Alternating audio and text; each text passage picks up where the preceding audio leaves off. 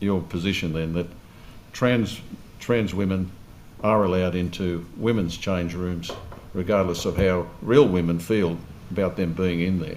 It's our view that women are entitled to go into women's change rooms. Men are entitled to go into women's change rooms. We don't have any doubt about that. But what you're saying is trans women have just as much right to be there as women. What we're saying is that people who identify as women should be able to go into women's change rooms.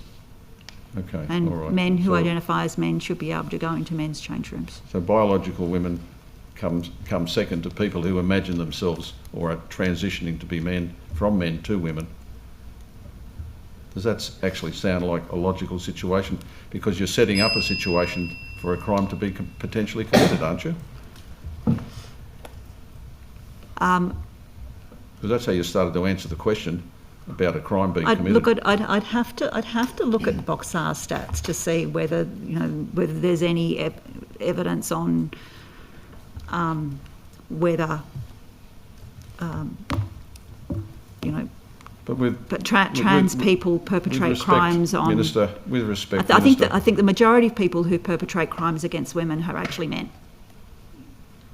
Well, I've got another question coming up on that too. They're men. They identify as men.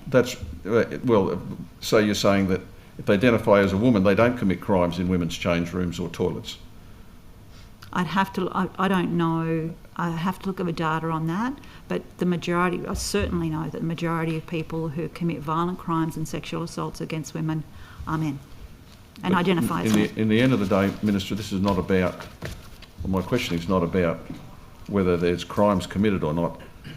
My question really is, and goes to the appropriateness of what is actually being allowed to occur. Do you agree with that? Is it appropriate? And you're saying it is. It's our view that people who identify as women should be able to use women's change rooms, and men who identify as men should be able to use men's change rooms. Thank you.